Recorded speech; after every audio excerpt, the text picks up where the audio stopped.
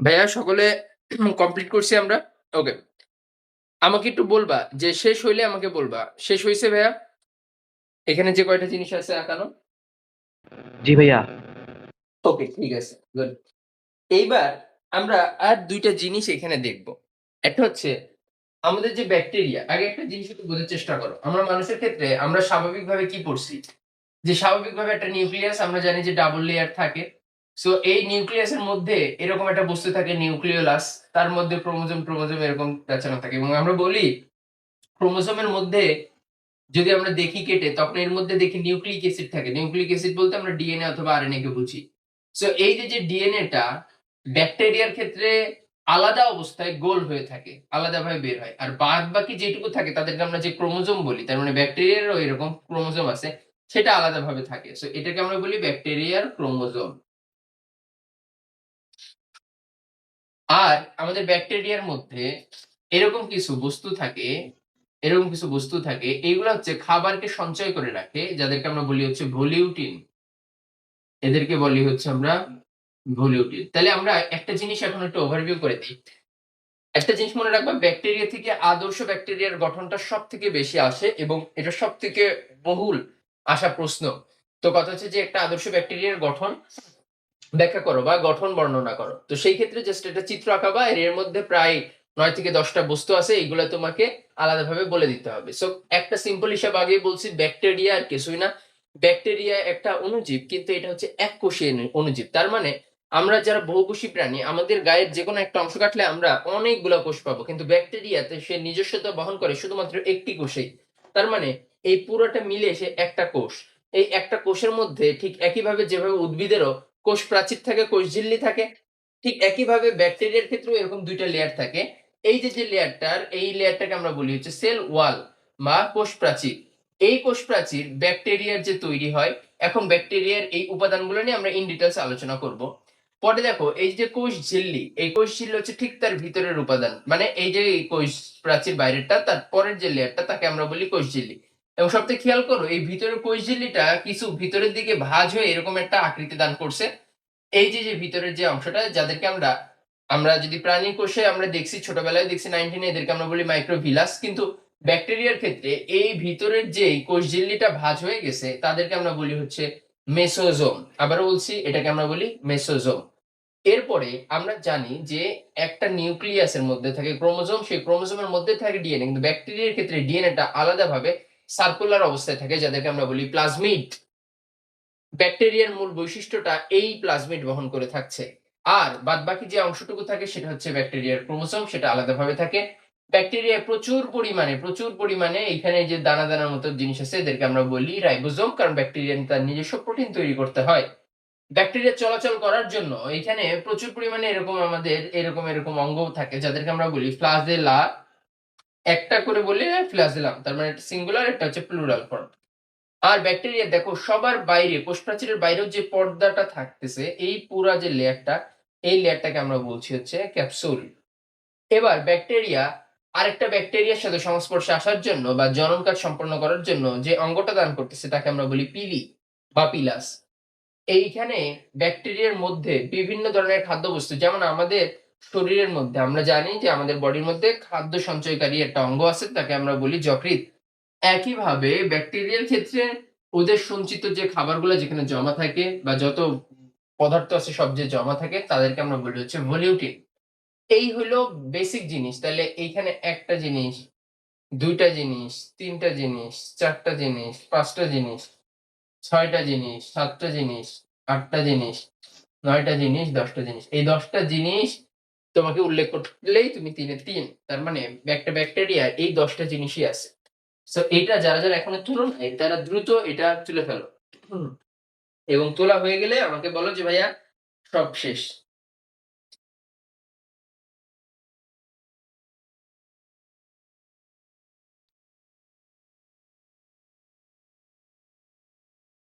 শেষ ভাইয়া। Very good. আচ্ছা। এখন এইখানে একটু তোমরা একটা কাজ করবে। তোমরা হচ্ছে লিখবা। তোমরা খাতার ওখানে লিখে নিবা। ওই যে যেখানে তোমার সেল ওয়াল, সেল মেমব্রেন যেগুলা আছে, ওইখানে কিছু জিনিস লিখবা। আমি বলতেছি তোমরা এটা লিখবা। সেটা হচ্ছে তোমরা একটা জিনিস একটু তোমরা তো ৩ নাম্বার বা কোষ রসায়নের অধ্যায়টা তোমরা পড়ছো। একটা জিনিস সেটা হচ্ছে এই যে আমাদের ব্যাকটেরিয়ার যে কোষ প্রাচীরটা, এই কোষ প্রাচীরটা গঠিত হয় কিছু পদার্থ দিয়ে। যেমন আমরা বিভিন্ন ধরনের পলিস্যাকারাইডের নাম এখানে শিখবো বা পলিস্যাকারাইডের নাম এখানে বলবো। যেমন এখানে থাকে পেপটিডোগ্লাইকান। পেপটিডোগ্লাইকান নামক কিন্তু একটা পলিস্যাকারাইড থাকে। সেটাকে আমরা বলি পেপটিডোগ্লাইকান। এই পেপটিডোগ্লাইকান দিয়ে তোমার হচ্ছে এই কোষ প্রাচীরটা গঠিত। সো কোষ প্রাচীরের ওখানে ব্র্যাকেটে লিখে রাখো পেপটিডোগ্লাইকান। কোষ প্রাচীরের পাশে যেটা তুমি মার্ক করছো ওর পাশে লিখে রাখো পেপটিডোগ্লাইকান। এর একটা পলিস্যাকারাইড। ব্র্যাকেটে এই পেপটিডোগ্লাইকানের ব্র্যাকেটে তুমি লিখে রাখো মিউরিন। Murein peptidoglycan. এই যে সেল ওয়ালের এখানে ব্র্যাকেট, আমার তো এখানে জায়গা নেই জন্য লিখতেছি না, এখানে লিখে দিই। সেটা যে তুমি যে লিখলা যে পেপটিডোগ্লাইকান, এটার ব্র্যাকেটে লিখবা মিউরিন। এই পদার্থকে বলা হয়। ওকে, তো এটা পুরোটা লিখে নাও। লেখা হয়ে গেলে আমরা আগাবো ঠিক তারপরের জিনিসে। ওকে, এটা হচ্ছে আমাদের যে আমরা যে ব্যাকটেরিয়াটা পড়ছি এই ব্যাকটেরিয়ার জিনিসগুলো। এখন ব্যাকটেরিয়া থেকে একটা জিনিস আসে, আমরা পড়তে হয় আমাদের আরো ২ টা জিনিস সম্বন্ধে আমাদের জানার জন্য একটু আমরা জাস্ট বুঝবো। তার আগে এটা শেষ, আমি তাহলে এটা মুছে দিলাম। ওকে, সো একটা ব্যাকটেরিয়ার গঠন জিনিসটা তো আমরা বলছি। এখন হচ্ছে একটা ব্যাকটেরিয়া কারণে সবথেকে ওয়েল নোন একটা রোগ আছে আমাদের যাদেরকে আমরা বলি কলেরা। কলেরা এইটা হচ্ছে একটা ব্যাকটেরিয়া ঘটিত একটা রোগ। একটা কলেরা, এই কলেরাকে আমরা বলি ভিব্রিও কলেরা। কি বলি ভাইয়া? Vibrio cholera. এইটা হচ্ছে বৈজ্ঞানিক নাম ওই জীবাণু। এই জীবাণু কি করে মানুষের শরীরে ওরাল রুট দিয়ে, কোন রুট ভাইয়া?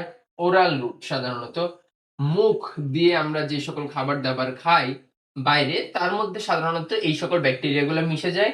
ফলশ্রুতিতে তারা আমাদের পাকস্থলী ক্রস করে আমাদের যখন ক্ষুদ্রান্ত্রে প্রবেশ করে, এই ক্ষুদ্রান্ত্রের যে লেয়ার আছে আমার, সেইখানে যেয়ে এক ধরনের পদার্থ সৃষ্টি করে যাদেরকে আমরা বলি কলেরাজেন নামক পদার্থ। কলেরাজেন। এই কলেরাজেন পদার্থটা হচ্ছে বিষাক্ত। এই কলেরাজেন পদার্থ হচ্ছে বিষাক্ত।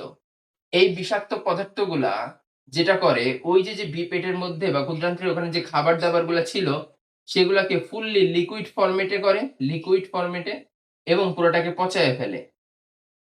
খাবার-দাবার যতগুলা খাবার আছে পেটের মধ্যে বাকি সেইগুলোকে লিকুইড এবং পচনে পরিণত করে ফেলে। যদি লিকুইড করে তখন নিচ দিয়ে লিকুইড বের হয় যাদেরকে আমরা বলি পাতলা পায়খানা। এখন অনেকের যেটা হয় এই পচনশীল খাবার-টাবার বা হচ্ছে পেটের মধ্যে ডিস্টার্ব হওয়ার পরে মুখ দিয়ে যেটা বের হয় তাদেরকে আমরা বলি বমি। তার মানে এই কলেরা জাতীয় যে মানে যে জীবাণুটা, এই ব্যাকটেরিয়াটা, সেই ব্যাকটেরিয়াটা আমাদের মুখের বিভিন্ন খাবার-দাবারের মাধ্যমে বা বাইরে বিভিন্নভাবে প্রবেশ করে ফেলতে পারে। এরা ক্ষুদ্রান্ত্রে যাওয়ার পরে এক ধরনের বিষাক্ত পদার্থ তৈরি করে যাকে আমরা বলি কলেরাজেন। এই কলেরাজেন পদার্থটা খাবারটাকে পচায় ফুললি লিকুইড ফর্মে দিয়ে দেয়। আমাদের যদি পাতলা পায়খানা হয় এবং বমি, এই ২ টা জিনিস ঘটে। সো কোনো ব্যক্তি শুধু পাতলা পায়খানা ঘটলেই তার কলেরা হয় না বা শুধু বমি হলে কলেরা ঘটে না। কিন্তু মনে রাখবা, যদি কোনো ব্যক্তির পাতলা পায়খানাও হচ্ছে সাথে বমিও হচ্ছে, সেই ক্ষেত্রে বুঝে যাবা সম্ভাবনা 80% যে তার কলেরা হইছে। সেই ক্ষেত্রে অবশ্যই ডাক্তারের কাছে নিবা।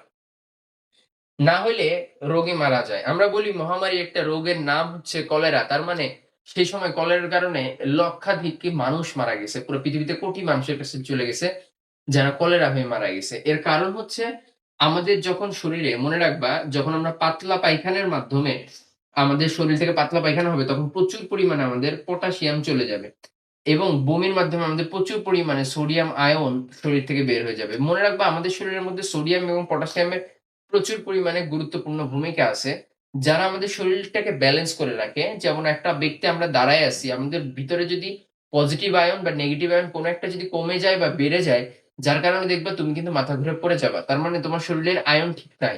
তার মানে তোমার শরীরের প্রেশারটা লো করে যায়। ঠিক একইভাবে বলা যায় যখন একটা ব্যক্তির পাতলা পায়খানা, বমি একসাথে ২ টা হয় তখন সে মারাত্মক সিভিয়ার কন্ডিশন এ চলে যায় এবং অল্প সময়ের মধ্যে যদি বলি চিকিৎসা যদি না নেওয়া হয় ৮ থেকে ১০ ঘন্টার মধ্যে সেই রোগী কিন্তু মারাও যেতে পারে। তাইলে আমাদের কাজ হবে যে যার পাতলা পায়খানা বমি সাথে, সাথে হচ্ছে তাকে প্রচুর পরিমাণে স্যালাইন খাওয়াইতে হবে। স্যালাইন বলতে ২ ধরনের স্যালাইন দেওয়া হয়। একটা হচ্ছে শরীরে যেটা পুশ করি আমরা, তাদেরকে আমরা সিরিঞ্জিং স্যালাইন বলি। আরেকটাকে আমরা বলি ওরাল স্যালাইন। ওরাল স্যালাইন মানে মুখ দিয়ে যে সকল স্যালাইন খায়, ওর স্যালাইন, টেস্টি স্যালাইন যেটার কথা বলতেছি, এই স্যালাইন আমরা একটা মুখ দিয়ে খাই। আরেকটা হচ্ছে আমার ভেইনের মাধ্যমে নেওয়া হয়। আমাদের শরীরের শিরা দিয়ে আমাদের পুশ করে দেওয়া হয় বডিতে। যদি ব্যক্তি স্বাভাবিক অবস্থায় থাকে ওরাল দিয়ে দিতে হবে। কিন্তু খুব দ্রুত কাজ করার জন্য তার ভেইন দিয়ে দিতে হবে যেন রক্তের মধ্যে এই ঘনত্বটা মেইনটেইন হয়। পাশাপাশি প্রচুর পরিমাণে ডাবের পানি খাবে। ডাবের পানি প্রচুর পরিমাণে বলতে এখানে বিষয় আছে। কোন একটা ব্যক্তি, সে ব্যক্তি যদি হাই ব্লাড প্রেশারের রোগী হয়, মনে রাখবা যদি রোগীটার ব্লাড প্রেশার হাই হয়, উচ্চ ব্লাড প্রেশারের রোগী বা উচ্চ রক্তচাপজনিত রোগী, তাদের ক্ষেত্রে যদি তুমি প্রচুর পরিমাণে ডাবের পানি খাওয়াও, মনে রাখবা ডাবের পানির একটা লিমিটেশন আছে। ডাবের পানিতে প্রচুর পরিমাণে পটাশিয়াম আয়ন থাকে। কোন ব্যক্তির হুট করে ব্লাড প্রেশার কমে যেতে পারে। যাদের ক্ষেত্রে কমে যায় একেবারে। প্রচুর পরিমাণে ডাবের পানি খাওয়াইলে এই পটাশিয়ামের কাজ হচ্ছে হার্ট রেটটাকে কমায় দেওয়া, হৃৎপিণ্ডটাকে স্লো করে দেওয়া। সেই ক্ষেত্রে কিন্তু সেই ব্যক্তির অবস্থা আরো খারাপ হয়ে যেতে পারে। আবার একটা হাই ব্লাড প্রেশার রোগীর যদি প্রচুর পরিমাণে তুমি স্যালাইন খাওয়াইতে থাকো, সেই ক্ষেত্রে তার স্যালাইনের মধ্যে সোডিয়াম আয়নের মাত্রা থাকার কারণে সোডিয়াম কিন্তু ব্লাড রেটকে বাড়ায় দেয়। তার মানে তোমার রক্ত তোমার যে স্পিড, এই স্পিডটাকে বাড়ায় দিচ্ছে। ধমনী গাত্রে জোরে চাপ মারছে। তো সেই ক্ষেত্রে কিন্তু হাই ব্লাড প্রেশারের রোগীর হার্ট অ্যাটাক হয়ে যেতে পারে বা স্ট্রোক হয়ে যেতে পারে। সো এই ধরনের কন্ডিশন, তার মানে কেউ যদি স্বাভাবিকভাবে সুস্থ ব্যক্তি না হয়, হাই ব্লাড প্রেশারের রোগী হয়ে থাকে, সেই সকল ব্যক্তিদের ক্ষেত্রে প্রচুর পরিমাণে ডাবের পানি, প্রচুর পরিমাণে স্যালাইন না খাওয়িয়ে ডাক্তারের শরণাপন্ন হতে হবে এবং তাদেরকে ভেইনের মাধ্যমে এন্টেরিক স্যালাইন দেয়া হবে। আর যদি দেখো যে না, সেই আ ডাবের পানি তোমরা যেটা করবা সেটা হচ্ছে ডাবের পানিটা নরমাল পর্যায়ে খাওয়াবা, স্যালাইন এটা নরমাল পর্যায়ে। আমি আবারও বলছি, স্যালাইনের কারণে অনেক মানুষ মারা যায়। স্যালাইন দিলেও মারা যায়, স্যালাইন না দিলেও মারা যায়। কেন দিলেও মারা যায় এটা একটু বোঝাই, একটু মনে রাখো। স্যালাইন যে বিষয়টা সেটা হচ্ছে স্যালাইনে সোডিয়াম আয়ন এবং পটাশিয়াম আয়নের একটা লেভেল আছে। আমরা সবাই এই ভুলটা করি। আমাদের বলাই আছে যে একটা স্যালাইন, একটা পিস স্যালাইন সেটা হচ্ছে ৫০০ এমএল পানি। ৫০০ এমএল পানি আর ১/২ কেজি পানি এক না কিন্তু। ৫০০ এমএল পানি পরিমাণে কিছুটা কম, ১/২ কেজি পানি কিন্তু পরিমাণে একটু বেশি। কেজি আর লিটারের হিসাবে কিন্তু তারতম্য আছে। তো একটু বুঝবা যে আমরা যে বোতলে পানি খাই ওর মধ্যে দেখবা ১/২ লিটারের একটা বোতল আছে। ওই ১/২ লিটারের বোতলটা যদি তুমি পরিপূর্ণ করে তারপরে তুমি যদি একটা ওর স্যালাইন গুলাও বা টেস্টি স্যালাইন গুলাও, তখন ওইটা হবে পারফেক্ট মেজারমেন্ট এবং সেইটা দিলে সেই রোগীর সব বডির কন্ডিশন ঠিক থাকবে। কিন্তু আমরা কি করি? আমরা ছোট্ট একটা গ্লাস নিই, আমরা এক পর একটা গ্লাস নিই, মানে ২৫০ এমএল এর একটা গ্লাস নিই, ২৫০ থেকে ৩০০ এমএল এর একটা গ্লাস নিই। নিয়ে এর মধ্যে কি করে দিই? এর মধ্যে সুন্দর মতো করে ওই একটা স্যালাইন গুলায় দিই। এতে কি হচ্ছে? ঘনত্ব বেড়ে যাচ্ছে, সেই রোগীর কিন্তু অন্যান্য প্রবলেম হয়ে যাচ্ছে। সো আমরা স্যালাইন খাওয়ার ক্ষেত্রে খুবই সতর্ক। আমরা মনে রাখবো প্রতি ৫০০ এমএল এ একটা করে স্যালাইন দিব। স্যালাইনের প্যাকেটের গায়ে লেখা থাকে, ওইটা আমরা পড়ে আমরা গুলাবো। এই পরিমাণটার উপরে কিন্তু অনেক কিছু ডিপেন্ড করে। তাহলে এই হচ্ছে আমাদের কলেরার ব্যাপার-স্যাপার। আর কলেরার থেকে বাঁচার জন্য কথা হচ্ছে কলেরা এইভাবে ছড়ায় কেন? কলেরার অবশ্যই এই পদার্থগুলা মানে টয়লেটের সাথে যায়। সো যেটা হয় আমরা অনেকে যাদের কলেরা হচ্ছে, মনে করো বাসায় কারো কলেরা হইছে, সে যেই সাবান দিয়ে হাত ধোবে সেই সাবান দিয়ে অন্য কেউ হাত ধোবে না। সে যেই ওয়াশরুমটা ইউজ করবে সাধারণত সেই ওয়াশরুমটাকে ইউজ করবে না। যদিও করে তাহলে পরিষ্কারভাবে স্যানিটাইজ করতে হবে, হাত একদম পরিষ্কার ঠিকঠাক রাখতে হবে। এইটা আমাদের বেসিক জিনিস। তো কলেরা হয়, এটা কলেরা একটা ব্যাকটেরিয়া জনিত রোগ। অনেকবার কোয়েশ্চেন আসছে কোন জীবাণুর কারণে? ভিব্রিও কলেরা এই জীবাণুর কারণে। কি ধরনের বিষাক্ত পদার্থ সৃষ্টি হয়? কলেরাজেন পদার্থ সৃষ্টি হয়। এর মাধ্যমে এবার তোমার বর্ণনা যদি লিখতে বলো, তার পাতলা পায়খানা হয়, বমি হয়, পেট ব্যথা হয়, দুর্বল অনুভব করে, মাথা ঘুরায়, এমনকি রোগী অজ্ঞান হয়ে পড়ে যায়। এই ধরনের কাহিনীগুলা কলেরার ক্ষেত্রে ঘটতে পারে। তার তোমার হচ্ছে চিকিৎসা বলতে স্বাভাবিকভাবে স্যালাইন দিতে হবে, ডাবের পানি দিতে হবে। হ্যাঁ, বিভিন্ন ক্রিটিক্যাল কন্ডিশন থাকে রোগীর। সেটা বুঝে আমরা ডাক্তারের দ্রুত শরণাপন্ন হব। আমরা যখনই দেখব কোন রোগীর পাতলা পায়খানা, বমি একসাথে হচ্ছে তখন তাকে ডাক্তারের কাছে নিয়ে যাব। তাহলে এটুকু কি সবাই বুঝতে পারছি ভাইয়া?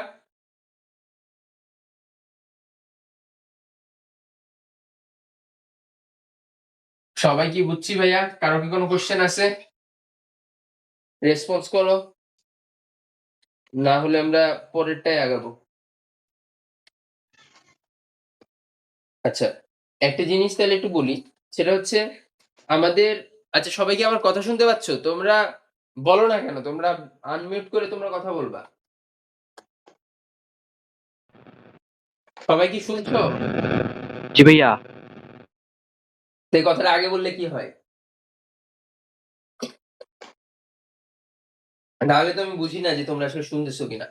অনলাইনের কানেকশন এগুলো তো সবসময় ঠিকঠাক থাকে না। ওকে? এখন আমরা একটা জিনিস পড়বো। সেটা হচ্ছে ম্যালেরিয়া। ম্যালেরিয়া। দেখো, ম্যালেরিয়া এটা একটা রোগের নাম। কলেরা একটা রোগের নাম। কিন্তু কোন জীবাণুর কারণে হয় সেটা আলাদা। তো ম্যালেরিয়া রোগের যে জীবাণু আছে তাদেরকে আমরা বলি প্লাজমোডিয়াম। প্লাজমোডিয়াম। এই প্লাজমোডিয়াম গণের এরকম ৬০ টা প্রজাতি আছে। কয়টা প্রজাতি? ৬০ টা প্রজাতি। দেখো, প্লাজমোডিয়াম কিন্তু আলাদা একটা জিনিস। ভাইরাস একটা আলাদা জিনিস, ব্যাকটেরিয়াল একটা আলাদা জিনিস, প্লাজমোডিয়াম একটা আলাদা জিনিস। তো প্লাজমোডিয়াম নামক একটা প্রজাতির জীবাণু আছে, যে জীবাণুর কারণে ম্যালেরিয়া শব্দটা। এখন এই ম্যালেরিয়া শব্দটা দেয় হচ্ছে বিজ্ঞানী টোর্টি। বিজ্ঞানী টোর্টি এর নামকরণ করে, হ্যাঁ? আর কয়েকটা নাম মনে রাখবা। বিজ্ঞানীর নাম মনে রাখবা ল্যাভেরন। ইনি হচ্ছে আবিষ্কার করে। তাই আমরা বলব তাকে আবিষ্কারক। আর বলে যে এই ম্যালেরিয়াটা হয় এই বা প্লাজমোডিয়াম জীবাণুটা এক জায়গা থেকে আরেক দিকে ছড়ায় যায়। ভাইয়া, হ্যাঁ ভাইয়া? আবার একটু শুরু থেকে বললে ভালো হয়, আমার নেটওয়ার্কটা একটু সমস্যা ওকে, দিতেছে। ওকে, ওকে। ঠিক আছে, ঠিক আছে। সো দেখো, আমি এখন আলোচনা করতেছি ম্যালেরিয়া। সো ম্যালেরিয়ার বিষয়টা হচ্ছে ম্যালেরিয়া একটা রোগ, যেমন কলেরা একটা রোগ ছিল। সো কলেরা রোগের জন্য যে জীবাণু দায়ী তার নাম হচ্ছে ব্যাকটেরিয়া। ম্যালেরিয়ার জন্য যে জীবাণু দায়ী তার নাম প্লাজমোডিয়াম। এটা কোনো ব্যাকটেরিয়া না, কোনো ভাইরাস না। এটা প্লাজমোডিয়াম আলাদা একটা জীবাণু। এই প্লাজমোডিয়াম এই পৃথিবীতে এরকম ৬০ টা প্রজাতি আছে যারা এই ম্যালেরিয়া রোগ সৃষ্টি করতে পারে। কিন্তু মনে রাখবা যে মানুষের ক্ষেত্রে, মানুষ যারা আমরা, এই মানুষ বা মেরুদণ্ডী প্রাণী, মেরুদণ্ডী প্রাণীও অনেকে, কিন্তু মানুষের ক্ষেত্রে ৪ টা প্রজাতি, সব কয়টা না। ৪ টা প্রজাতি আছে, যেই ৪ টা প্রজাতির কারণে মানুষের ম্যালেরিয়া রোগটা হয়। তো ম্যালেরিয়া শব্দটা সর্বপ্রথম যিনি আবিষ্কার করে বা যিনি নেয় তার নাম হচ্ছে বিজ্ঞানী টোর্টি। এই ম্যালেরিয়া রোগটা যে আবিষ্কার করে যে হ্যাঁ, এই প্লাজমোডিয়াম জীবাণুর কারণে ম্যালেরিয়াটা হচ্ছে, তাকে আমরা বলি চার্লস ল্যাভেরন বা ল্যাভেরন। তার মানে আবিষ্কারকের নাম হচ্ছে ল্যাভেরন। আর আমাদের এই জীবাণুটা এক জায়গা থেকে আরেক জায়গায় ছড়ায় যায় যে মশকির কারণে। সেই মশকির নাম হচ্ছে অ্যানোফিলিস মশকি। অ্যানোফিলিস মশকি। তো এই অ্যানোফিলিস মশকির ৭ টা প্রজাতি আছে।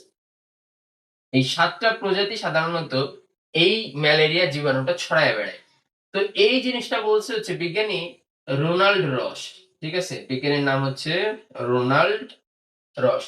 এই বিজ্ঞানী রোনাল্ড রসের কথা মনে রাখতে হবে, ল্যাভেরনের কথা মনে রাখতে হবে, টর্টির কথা। টর্টি কি করে? নামকরণ করে, নাম দেয় যে ম্যালেরিয়া এইটা এরকম। এখন এটা একটু মনোযোগ দিয়ে শুনবা। আমি আবারও বলছি, খাপছাড়া ভাবে ভেবো না। মশা আমাদের যেটা, সেটা হচ্ছে আমাদের যে মশা আমরা বলি, এই মশার মাথা এটা, তারপরে তার বডির অংশ এটা, তারপরে এটা এর বাকি অংশটা। এই একটা মশা কিন্তু দেখতে এরকম হয়। এটার পেছনে কারণ আছে, আমি দেখানোর পেছনে। সেটা হচ্ছে একটা মশার এই যে ঠিক তার ভিতরের দিক দিয়ে যে অংশটা, ফাঁকা অংশটা, এটাকে আমরা বলি ক্রপ। কি বলি ভাইয়া? ক্রপ। সো এই ক্রপের মধ্যে এই জীবাণুগুলা বা এই প্লাজমোডিয়াম উপস্থিত থাকে। তারা এর মধ্যে তাদের বংশবৃদ্ধি করে, এই সকল কাজগুলা করে। এখন এখানকার বংশবৃদ্ধি তার ফুললি শেষ হয় না।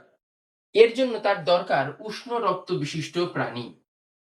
এখন উষ্ণ রক্ত বিশিষ্ট প্রাণীর মধ্যে একটা প্রাণী হচ্ছে যার নাম হচ্ছে মানুষ। সেই মানুষের বডির মধ্যে ২ টা পার্ট আছে। একটাকে আমরা বলি যকৃৎ বা লিভার। আর একটা পার্ট আছে যাকে আমরা বলি আরবিসি বা লোহিত রক্তকণিকা। তার মানে মানুষের আরবিসি এবং যকৃৎ বা লিভারে অ্যাটাক করে বাকি তার জনন কাজটা সম্পন্ন করে। এবং বলা হয় এই যে প্লাজমোডিয়াম জীবাণুটা, এই জীবাণুটা একটা থেকে যে ২ টা হবে, এইটা হওয়ার যে প্রসেস, সেটার ওদের ২ টা মাধ্যম।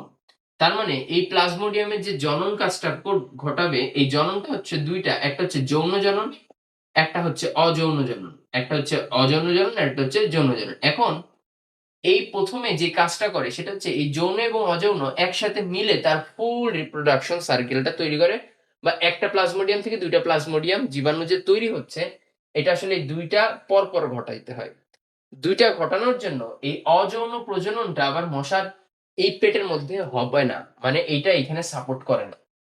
ওর মধ্যে সাপোর্ট করে হচ্ছে যৌন। তার মানে মশার পেটের মধ্যে হবে যৌন জনন, আর মানুষের লিভার এবং আরবিসি মিলায়া হবে হচ্ছে অযৌন জনন। এই ২ টা সহচার্যে এই প্লাজমোডিয়াম জীবাণুটা বিস্তার লাভ করে। তো ঘটনা যেটা হয়, মানুষের শরীরের মধ্যে আছে মনে করো, মানুষের বডির মধ্যে আছে অযৌন জনন চালাইতেছে। এই জীবাণুটাকে এবার একটা মশা কামড় দিল, সেই মশাটা যদি অ্যানোফিলিস মশা হয়ে থাকে, এবার ওই মশার ক্রপের মধ্যে ওই জীবাণুটা ঢুকে এবার ওর বাদবাকি যে কাজটা সেটা করে ফেলবে। পরে মশার এইখান থেকে জীবাণুটা তৈরি করে সেই লালার কাছে নিয়ে যাবে।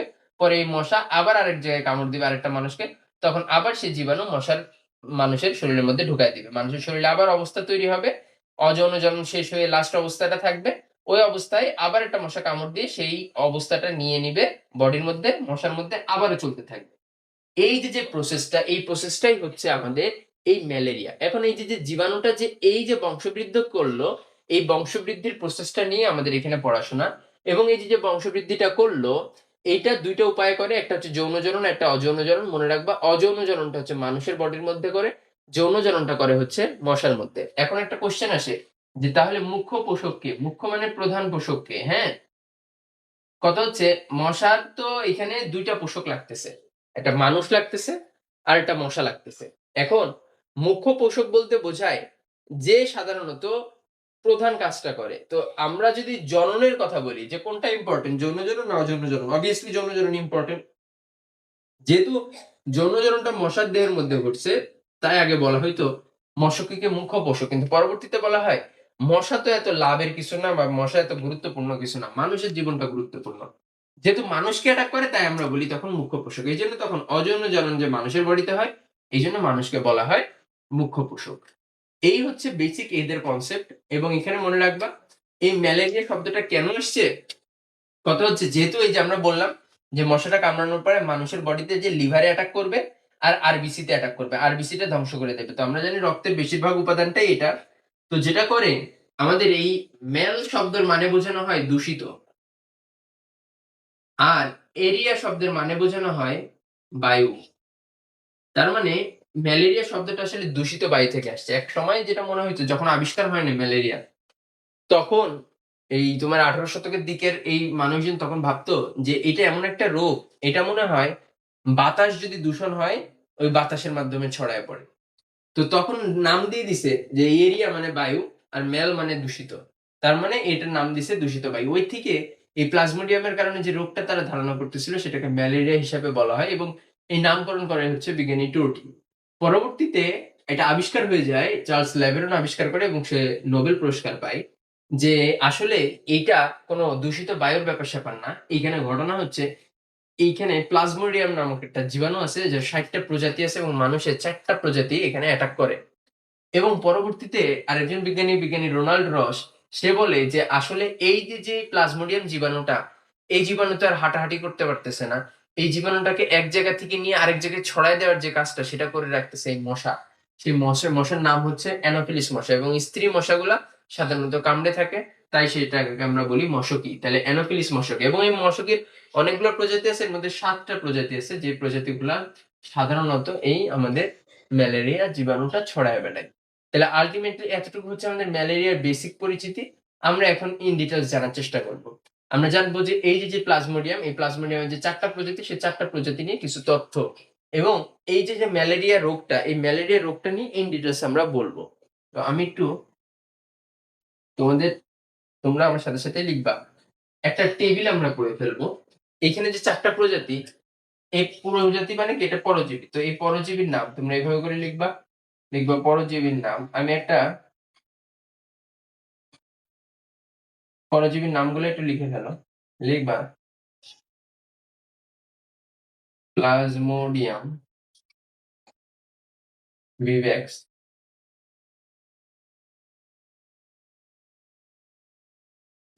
বৈজ্ঞানিক নাম সহ, তাই অবশ্যই নামের নিচে দাগ দিবা। প্লাজমোডিয়াম ওভালি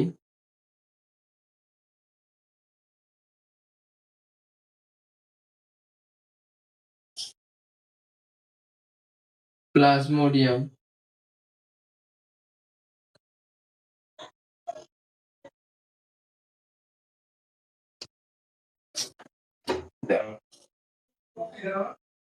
এখানে আসতে গেলে শোনা যাচ্ছে।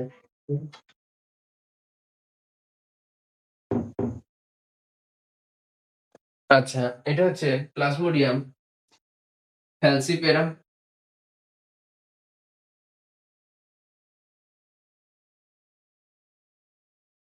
আর একটা হচ্ছে প্লাজমোডিয়াম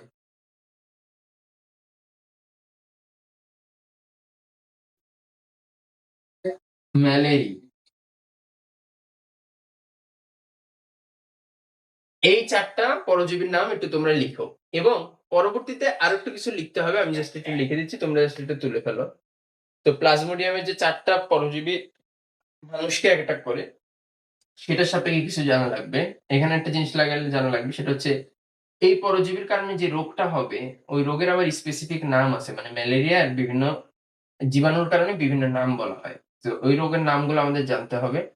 আমাদের জানতে হবে জ্বরের প্রকৃতি জানতে হবে।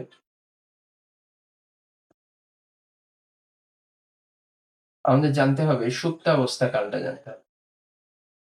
আমি সব জিনিসই তোমাদের বুঝাবো। তারপরে এটা আগে লিখে ফেলো। এইটুকু লেখা হলে মানে বলো যে ভাইয়া লেখা শেষ। লেখা শেষ ভাইয়া। হুম। এইবার লিখবা হচ্ছে এই রোগের নাম, প্লাজমোডিয়াম ভিভ্যাক্স রোগের নাম হচ্ছে benign tertiary malaria. Benign tertian malaria. হ্যাঁ? এই যে প্লাজমোডিয়াম ওভালি, এটার নাম হচ্ছে মৃদু টারশিয়ান ম্যালেরিয়া।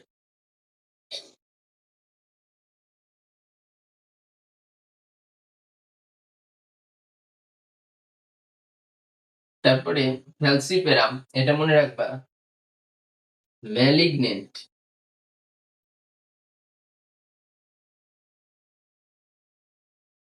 টারশিয়ান ম্যালেরিয়া।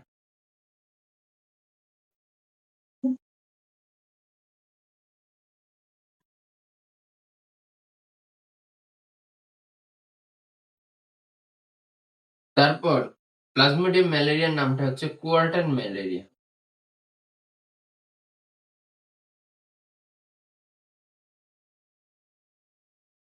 Quarter malaria. তো এইগুলা একটু লিখবা। এরপরে আমি একটা জিনিস, আচ্ছা এটা লিখে ফেলো, তারপরে একবারে শিখাচ্ছি। সেটা হচ্ছে জ্বরের প্রকৃতি মানে মনে রাখবা যে এটা ৪৮ ঘন্টা পর, পর। এখানে যে জ্বর হয়, এই জ্বরটা হচ্ছে ৪৮ ঘন্টা পর, পর। এটাও ৪৮ ঘন্টা পর, পর। এটাও ৪৮ ঘন্টা পর, পর। এটা মনে রাখবা, এটা হচ্ছে ৭২ ঘন্টা পর, পর। হ্যাঁ? এটার রেঞ্জ আছে, অনেকে ৪৮ থেকে ৭২ ঘন্টা বলে। বাট তোমরা এইটা হচ্ছে একটা জ্বরের একটা হিসাব। এটা আমি জাস্ট বলছিলাম, এটা জাস্ট লিখে ফেলো।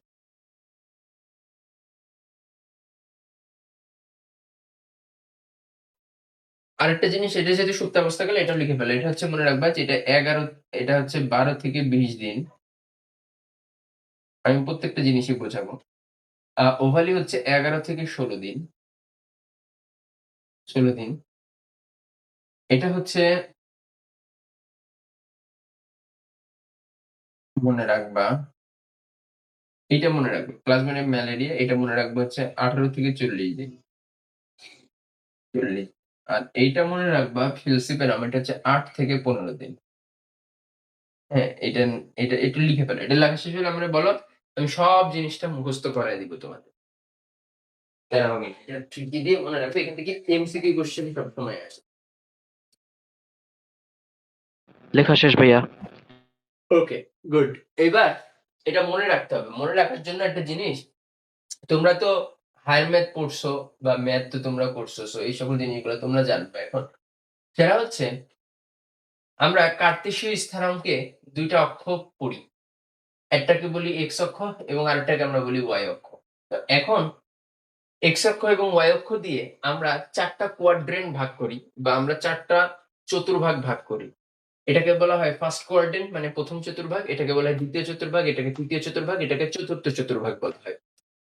এখন কথা হচ্ছে আমরা এভাবে পড়ি যে এটা হচ্ছে একটা সাইকেল, এটা আরেকটা সাইকেল, এটা একটা সাইকেল এবং আমরা বলি এইখানে আমরা ১ ডিগ্রি, ২ ডিগ্রি, ৩ ডিগ্রি, ৪ ডিগ্রি এরকম করে পড়ি। আমরা বলি যে এই সাইকেলটা পূরণ করা মানে ১ ডিগ্রি, এই সাইকেলটা পূরণ করা মানে ২ ডিগ্রি, এই সাইকেলটা পূরণ করা মানে ৩ ডিগ্রি। তার মানে বুঝবা আর এই সাইকেলটা পূরণ করা মানে ৪ ডিগ্রি। এবং আমরা বলি যে হচ্ছে এরকম কিছু নাম আছে যেমন প্রাইমারি ১ ডিগ্রিকে আমরা বলি হচ্ছে প্রাইমারি, ২ ডিগ্রিকে আমরা বলি হচ্ছে সেকেন্ডারি, ৩ ডিগ্রিকে আমরা বলি টারশিয়ারি।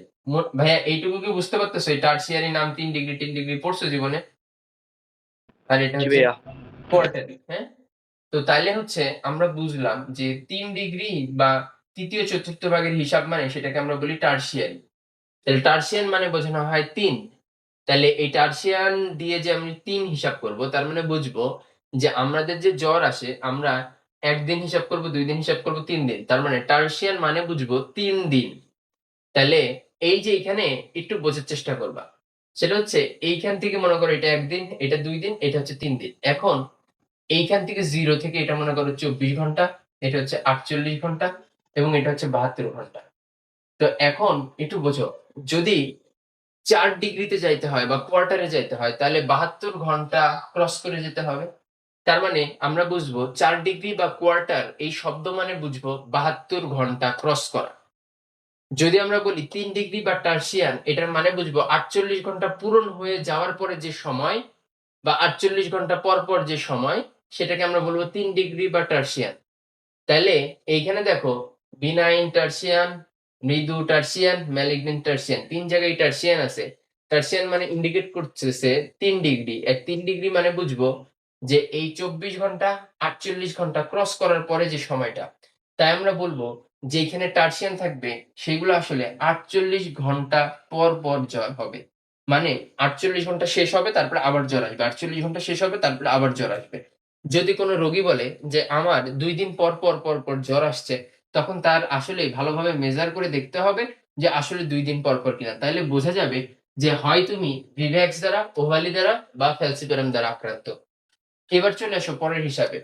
এইখানে বিনাইন শব্দের মানে বিনাইন যেমন আমরা যদি ২ টা শব্দ বলি, একটা শব্দের নাম বলি যদি গুড আরেকটার বলি হচ্ছে ব্যাড, তাইলে এইটা একটা মিনিং করে। আমরা যদি বলি নট ব্যাড এইটা হচ্ছে পারফেক্ট হয়।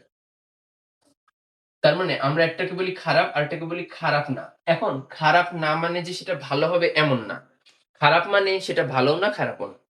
আচ্ছা মানে অতিরিক্ত খারাপ না। তো আমাদের এই বায়োলজিক্যাল সায়েন্স এ ব্যাড শব্দের মানে ব্যাড আর বলা হয় না বা খারাপ বলা হয় না।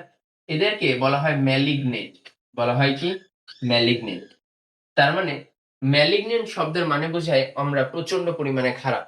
তাইলে এই ম্যালেরিয়া গুলার মধ্যে সবথেকে খারাপ হচ্ছে এই দেখো ম্যালিগন্যান্ট নাম আছে যেটা প্লাজমোডিয়াম ফ্যালসিপারাম এটা হচ্ছে ম্যালিগন্যান্ট ম্যালেরিয়া। তাহলে আমরা বুঝবো কি প্লাজমোডিয়াম ফ্যালসিপারাম এটা হচ্ছে ম্যালিগন্যান্ট মানে সবথেকে খারাপ ম্যালেরিয়া। ওকে? এবং এটা জ্বর তো আমরা জানতেছি ৪৮ ঘন্টা পর, পর এটা তো আমরা এখন তো পারি। আচ্ছা। দেখো প্লাজমোডিয়াম ম্যালেরিয়া, ম্যালেরিয়ার এখানে দেখো কোয়ার্টার্ন কোয়ার্টার মানেই তো আমরা বুঝতেছি ৪ ডিগ্রিতে আসতে হবে। তার মানে ৩ ডিগ্রি কমপ্লিট করবে। মানে ৩ দিন কমপ্লিট করতে হবে। তার মানে ৭২ ঘন্টা পর, পর জ্বরটা আসবে। ঠিক আছে? আচ্ছা আগে আমাকে বলো তো ভাইয়া জ্বরের হিসাবটা বুঝছো সবাই? জি ভাইয়া। আচ্ছা। এখন জ্বরের হিসাবটা বুঝা যাওয়া এটা কেন এইভাবে করে বুঝাইলাম? এবার মনে থাকবে পরীক্ষার কোয়েশ্চেনে যদি আসে কোয়ার্টার, টারশিয়ান, ম্যালেরিয়া এবার উদাহরণে যদি মানে অপশনে যদি থাকে ৪৮ তুমি পারবা সহজে অ্যান্সার দিতে। যদি থাকে তোমার হচ্ছে মৃদু টারশিয়ান বা বিনাইন টারশিয়ান তার মানে অ্যান্সার দিতে পারবা। যদি কোয়ার্টান শব্দ থাকে তাহলে তোমরা অ্যান্সার দিতে পারবা। এখন কোয়েশ্চেন আসে যে প্লাজমোডিয়াম ভিভ্যাক্স এর দ্বারা সৃষ্ট ম্যালেরিয়া রোগের নাম কি? এটা। এটা মনে রাখার জন্য এই যে এগুলো মুখস্থ করতে হবে। কিন্তু মুখস্থর আগেও এখানে কিছু নাম মনে রাখবা। সেটা হচ্ছে দেখো ফ্যালসিপেরাম আর ফাউল। ফাউল কারা? যারা সবথেকে বেশি খারাপ এদেরকে আমরা বলি ফাউল। তো আর আমরা জানি ম্যালিগন্যান্ট মানে তো খারাপ, এটা আমরা জেনেই গেলাম যে ম্যালিগন্যান্ট শব্দের মানে হচ্ছে বেশি খারাপ। তাইলে ফাউলরাই খারাপ হয় এবং এখানে দেখো নামগুলোর মধ্যে কোথাও এফ নাই। কিন্তু এইখানে এফ আছে। তাইলে আমরা বুঝবো এফ তে ফাউল, আর ফাউল যারা হয় তারা খারাপ হয়, তার মানে এটা হচ্ছে ম্যালিগন্যান্ট। তাইলে আমরা বুঝে গেলাম যে প্লাজমোডিয়াম ফ্যালসিপেরাম এটা হচ্ছে ফাউল, এজন্য এটা হচ্ছে ম্যালিগন্যান্ট টার্সিয়ান ম্যালেরিয়া। শেষ। এরপরে আসো প্লাজমোডিয়াম ভিভ্যাক্স, এই ভিভ্যাক্স না বলে বলবা বিভ্যাক্স, তাইলে হবে। বিভ্যাক্স দিয়ে বিনাইন, এই বি আর এই বি এটা মনে রাখবা। তাইলে প্লাজমোডিয়াম ভিভ্যাক্স এইটা হচ্ছে বিনাইন টার্সিয়ান ম্যালেরিয়া। তাহলে বয়ের সাথে বয়ের মিল আছে। ওকে। এবার দেখো প্লাজমোডিয়াম ম্যালেরিয়া, রিয়া, দেখো নামের শেষে কি আছে? রিয়া। রিয়ার প্রতি যে টান তাকে আমরা বলি কোয়ার্টান ম্যালেরিয়া। মানে রিয়া একটা মেয়ে, এই মেয়ের প্রতি খুব টান আছে তার, এই জন্য তার নামের এখানে আছে টার্ন। তাহলে কি টান? রিয়ার প্রতি টান। তাহলে ম্যালেরিয়া, যেহেতু নামের শেষে রিয়া আছে, এটা হচ্ছে কোয়ার্টান ম্যালেরিয়া। তাইলে প্লাজমোডিয়াম ম্যালেরিয়া যেটা, সেটা হচ্ছে রিয়া, এই রিয়ার প্রতি টান বলতে আমরা বুঝবো কোয়ার্টান ম্যালেরিয়া। তাহলে বাদ থাকতেছে একটা প্লাজমোডিয়াম ওভালি, সেটা হচ্ছে মৃদু টার্সিয়ান ম্যালেরিয়া। যেটা বাদ থাকতেছে ওটা তুমি তো বাকি অপশন একটাই পেরে যাবা। তাহলে রোগের নামটা কি পারা গেল ভাইয়া? রোগের নাম কি সবার মনে থাকবে? ফ্যালসিপেরাম ফাউল, এখান থেকে খারাপ। ম্যালেরিয়া রিয়ার প্রতি টান, তাই কোয়ার্টার। আচ্ছা, ভিভ্যাক্স এটা দিয়ে মনে রাখবো বিনাইন টার্সিয়ারি ম্যালেরিয়া। ওকে। এবং জ্বরের হিসাবটা আমরা বুঝে গেলাম, টার্সিয়ান থাকা মানে 48 ঘন্টা পর পর, কোয়ার্টার মানে হচ্ছে 72 ঘন্টা পর পর। এইগুলো মনে থাকে না, তারপর একটু মনে রাখবা যে এখানে একটা জিনিস মনে রাখবা, যেটা সব থেকে বেশি আসছে প্লাজমোডিয়াম ম্যালেরিয়াটা, এটা বাংলাদেশে অনেক পরিমাণে এই রোগটা হয়। সেটা হচ্ছে এটা মনে রাখবা সহজ হিসাবে। দেখো এখানে কোনো প্রেম ভালোবাসা নাই উপরে তিনটার মধ্যে, এখানে আবার রিয়ার প্রতি টান আছে, এখানে প্রেম ভালোবাসা। রিয়ার প্রতি টান কি এত কম দিনে যায়? এ তো অনেক দিন লাগে। এই জন্য দেখবে 12 থেকে 20, 11, 16, 18, 15 না, এই ডাইরেক্ট 18 থেকে 40 দিনের মেয়াদে। তার মানে এই রিয়ার প্রতি টান অনেক দিনের, সেটা হচ্ছে 18 থেকে 40 দিনের। এটা মনে রাখবা। আর এই প্লাজমোডিয়াম ভিভ্যাক্সটা মনে রাখা যায়। দেখো এই বয়েরই উচ্চারণ সব থেকে বেশি। ভিভ্যাক্স এর এটা বিনাইন, বিনাইন মানে 12, বতে 12, বতে 20, তার মানে 12 থেকে 20 দিন। আর অন্য জায়গায় কিন্তু ব নাই। তাহলে দুইটা জিনিস পেরে যাব, একটা হচ্ছে প্লাজমোডিয়াম ভিভ্যাক্সটা আমরা সব পেরে যাব, প্লাজমোডিয়াম ম্যালেরিয়াটাও সব পেরে যাব। দুইটা জিনিস পারলে বাদ বাকি জিনিসটা ইজি হয়ে যাবে। প্যারা নিবা না একদমই, বাদ বাকি জিনিসটা খুবই সুন্দর। এখন সুপ্তাবস্থাকাল কথাটার মানে কি? মানে এই রোগ জীবাণুটা তোমার বডির মধ্যে ঢুকছে, জীবাণুটা তুমি কিন্তু টের পাচ্ছ না যতদিন না তোমার লক্ষণ প্রকাশ করতেছে। তাহলে যতদিন না পর্যন্ত লক্ষণ প্রকাশ করছে তার আগ পর্যন্ত তোমার বডিতে মনে করো আজকে ঢুকছে জীবাণুটা, আজকে মনে করো 1 তারিখ মাসের, আজকে তোমার জীবাণুটা ইন করছে বডিতে, কিন্তু তোমার 20 দিন, 20 তারিখ যখন, 20 তারিখে তোমার জ্বর টর আসতেছে। তার মানে এই মাঝখানে যে 20 দিন, এটা হচ্ছে সুপ্তাবস্থাকাল। মানে জীবাণুটা প্রকাশ করার আগ মুহূর্ত পর্যন্ত তার যে সময়কাল, সেটাকে আমরা বলি সুপ্তাবস্থাকাল। যদি ভিভ্যাক্স হয় বা বিনাইন টার্সিয়ান ম্যালেরিয়া দ্বারা আক্রান্ত হয়, তাহলে সেই ব্যক্তি 12 থেকে 20 দিন পরে টের পাবে যে তার এই প্রবলেম হয়েছে। আর তার ক্ষেত্রে 11 থেকে 16 দিন, 8 থেকে 15 দিন, 8 থেকে 18 থেকে 40 দিন। এটা হলো বেসিক জিনিস। আচ্ছা বলো ভাইয়া, এটা সবাই পারবো তো? আমরা সবাই মুখস্থ হবে? এইটা থেকে অ্যাডমিশনে একটা কোশ্চেন আসে, যে কোনো অ্যাডমিশনে, ঢাকা বিশ্ববিদ্যালয়ের কোশ্চেন, জাহাঙ্গীরনগর বিশ্ববিদ্যালয়ের কোশ্চেন, তারপরে যদি তোমার বলি মেডিকেলের কোশ্চেন, আর্ম কোর্সের মেডিকেলের কোশ্চেন, বিভিন্ন জায়গায় বোর্ডে সবসময় এই ছক থেকে একটা কোশ্চেন দিয়ে দেওয়া হয়। বইয়ের মধ্যে একসাথে সব কয়টা নাই, আমি সুপ্তাবস্থাকালটা এর মধ্যে অ্যাড করে দিছি। ওকে। তো এখন এই সকল জীবাণুর ব্যাপারে অনেক কিছু জানলা। এখন এই জীবাণুগুলা হইলে তোমার যে ম্যালেরিয়া হয়েছে এটা আমরা বুঝবো কেমনে? কথা হচ্ছে আমার যে ম্যালেরিয়া, এই ম্যালেরিয়ার একটা জিনিস আমরা সবাই বুঝে ফেললাম, এর কিছু নাম আছে। ম্যালেরিয়া রোগটা এক ধরনের জ্বর রোগ। এর 104 থেকে 104 ডিগ্রি থেকে 106 ডিগ্রি ফারেনহাইটের জ্বর হইতে পারে, কিন্তু প্রচুর পরিমাণে জ্বর হয়। 104 ডিগ্রি থেকে 106 ডিগ্রি ফারেনহাইটের জ্বর হয়। এখন এই জ্বরটা এত পরিমাণে হয় যে কারণে আমরা এদেরকে বলি হচ্ছে জ্বর রোগ। এবং বডির যত জয়েন্ট আছে, জয়েন্টে জয়েন্টে পেইন হয়, তাই আমরা বলি এদেরকে হাড় ভাঙা জ্বর। এটাকেও হাড় ভাঙা জ্বর বলে, বাট হাড় ভাঙা না বলে এখানে আরেকটা জিনিস বলা যায়, যেহেতু এখানে ওই যে 48 ঘন্টা পর পর, 72 ঘন্টা পর পর সিকোয়েন্সিয়ালি জ্বর হয়, তা আমরা বলি এদেরকে অনুপম পর্যাবৃত্ত জ্বর। মানে কিছুদিন পর পর একটা সিকোয়েন্স মেইনটেইন করা হয়, অনুপম পর্যাবৃত্ত জ্বর। বা এদেরকে আমরা বলতে পারি জলা জ্বর। সো এরকম বিভিন্ন নাম আছে, তাই আমরা এদেরকে ম্যালেরিয়াকে এরকম বিভিন্ন নামে ডাকি। এখন যদি কোনো ব্যক্তির এই সিম্পটম গুলো হয় যে প্রচুর পরিমাণে জ্বর, কিন্তু জ্বরটা একটা সিকোয়েন্স মেইনটেইন করে আসতেছে এবং অনেক, অনেক জ্বর, এবং জ্বরের এটা ৩ টি স্টেপ আছে। এটা হচ্ছে ১ম এ ধাম করে অনেক বেশি তীব্রতায় জ্বর আসবে। মানে তীব্রতা অনেক বেশি জ্বরের। আর কিছুক্ষণ পরে দেখব আমাদের যে জ্বর আসবে, জ্বরের পরে এটার শরীর দিয়ে ঘাম বের হয়ে যাবে। ঘাম বের হবে, আবার কিছুদিন পর আবার তীব্র জ্বর আসবে। তাইলে এই সিস্টেম মেইনটেইন করে যখন জ্বর হয়, তখন আসলে ধারণা করা হয় যে তার ম্যালেরিয়া সম্ভবত হইতে পারে। তারপর টেস্ট করে রক্তের টেস্ট করা হয়। টেস্ট করে তারপরে জানা যায় এবং ফাইনাল হয়ে যায়। এখন এই জীবাণুটা সম্বন্ধে আমরা সবকিছু জেনে গেলাম। এটা নিয়ে তোমার ম্যালেরিয়া কিউরেক্স নামক একটা ভ্যাকসিন আবিষ্কার হইছে। তারপরে আমাদের কুইনাইন পাতা দিয়ে এটার চিকিৎসা করা হয়। সো এইটার ম্যালেরিয়ার চিকিৎসা-টিকিৎসা আছে। এই অধ্যায়ে মেইন যে পড়াটা সেটা হচ্ছে এই ম্যালেরিয়া জীবাণুটা যে ১ টা থেকে ২ টা হচ্ছে আমাদের বডির মধ্যে ঢুকে, এই সকল কাহিনীগুলা পড়তে হবে। সো ম্যালেরিয়ার যে জীবনচক্র, এই জীবনচক্র যদি পড়ি আমরা, ম্যালেরিয়ার যে জীবনচক্র, এই জীবনচক্রের মধ্যে ওরা ২ টা ফেজে ওদের জীবনচক্রটা চালায়। একটা হচ্ছে অযৌন জনন, এই টেবিলটা আমার সাথে লিখে ফেলো। অযৌন জনন এবং আরেকটা হচ্ছে যৌন জনন। অযৌন জননটা হয় হচ্ছে মানুষের বডিতে। মানুষের বডিতে ২ টা অর্গানে অ্যাটাক করবে। ১ম এ অ্যাটাক করবে লিভারে, তারপর অ্যাটাক করবে আরবিসি তে। লিভারকে আরেকটা নামে আমরা ডাকতে পারি, আমরা বলি হেপাটোসাইট। আর আরবিসির আরেকটা নাম আমরা বলি ইরাইথ্রোসাইট। সো হেপাটোসাইটে যে অ্যাটাকটা করে, এই অ্যাটাক করার পরে এদেরকে আমরা বলি হেপাটিক সাইজোগনি। এখন এদেরকে আমরা বলি হচ্ছে হেপাটিক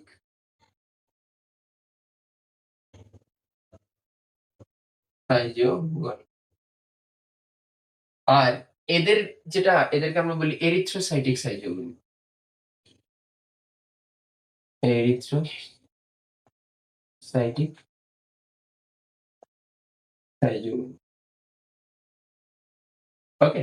তাহলে মানুষের বডির মধ্যে যদি ১ম এ যে যকৃতে বা লিভার সেলে অ্যাটাক করে সেদেরকে আমরা বলি হেপাটিক সাইজোগনি। তারপরে আমাদের যে আরবিসি বা এটার মধ্যে অ্যাটাক করে তখন সেটাকে আমরা বলি এরিথ্রোসাইটিক সাইজোগনি। এখন এই লিভারে যখন অ্যাটাক করবে, লিভারে অ্যাটাক করার পরে এরা ২ বার অ্যাটাক করে লিভার সেলকে। একই সেলকে ২ বার অ্যাটাক করে, আবার বিভিন্ন সেলকে অ্যাটাক করে। সো সর্বপ্রথম যেটা করে এটাকে আমরা বলি pre hepatic schizogony. Pre hepatic schizogony. আরেকটাকে বলা হয় এক্সো এরিথ্রোসাইটিক সাইজোগনি। এখানে প্যাচ লাগে যে ভাই এখানে আবার এরিথ্রোসাইট, এখানে এরিথ্রোসাইট। কথা হচ্ছে এক্সো এরিথ্রোসাইট মানে এরিথ্রোসাইট বা আরবিসি তে প্রবেশ করার জন্য প্রস্তুতির পর্যায়ে। তো আরবিসি তে প্রবেশ করার প্রস্তুতি কি আরবিসির মধ্যে ঢুকে হয়? না, আগের থেকে হয়। আর আগে থেকে কোথায় হয়? হেপাটিক। এইজন্য লিভারের মধ্যে এটা হয়। Exo erythrocytic schizogony. তো এই একটা ঘটনা ঘটে। এটা ঘটনা 1, এটা হচ্ছে ঘটনা 2, আর এটা হচ্ছে ঘটনা 3। তার মানে এখানে একটু প্যাচ লাগে অনেকের। অনেকে ভাবে যে লিভারে একটা ঘটনা ঘটার কথা। কিন্তু না, লিভারে ওরা ট্রেন্ড হয় খুব ভালোভাবে। এজন্য ২ দফা ওদের প্যাচ ঘটে। ২ দফায় ওদের হচ্ছে তোমার প্রজনন ঘটে। আবার যখন আরবিসির মধ্যে ঢুকে যাবে তখন কিন্তু ওইখানে আরেকটা ফেজ হবে। পরবর্তীতে আরবিসির কাজ হয়ে যাওয়ার পরে তারপর মশার বডিতে ঢুকে যৌন জনন চালাবে এবং এখানে ২ টা জিনিস হবে। একটাকে আমরা বলব গ্যামিটোগনি এবং আরেকটাকে আমরা বলি স্পোরোগনি। এটার মানে হচ্ছে এইখান থেকে যে অবস্থাটা তৈরি হয়, ওইটাকে পরে শুক্রাণু এবং ডিম্বাণুতে পরিণত করার জন্য মশার বডির মধ্যে যায়। শুক্রাণু এবং ডিম্বাণু মিলার পরে পরবর্তীতে যে প্লাজমোডিয়াম যে জীবাণু বা স্পোরোজয়েটটা তৈরি হয়, সেটা তৈরি হওয়ার প্রসেসকে আমরা বলি স্পোরোগনি। এই হলো আল্টিমেটলি আমাদের যে ম্যালেরিয়া, এই ম্যালেরিয়ার হিসাব। এবং এই যৌন জননটা কোথায় ঘটতেছে? মানে এই যে এগুলো কিন্তু মশকির ক্রপে বা মশকির বডির মধ্যে ঘটতেছে। সো এটা একটু লিখে ফেলো। এটা লেখা হলে আমারে বলো যে ভাইয়া লেখা হইছে। আমরা তাইলে আগাবো।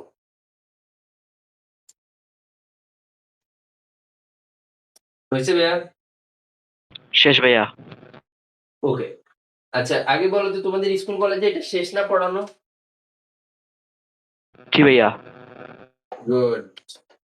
ভালো হইছে। তাহলে এটা রিভিশন হচ্ছে, রিভিশন হওয়া মানে কি? একদম সব শেষ হয়ে যাওয়া।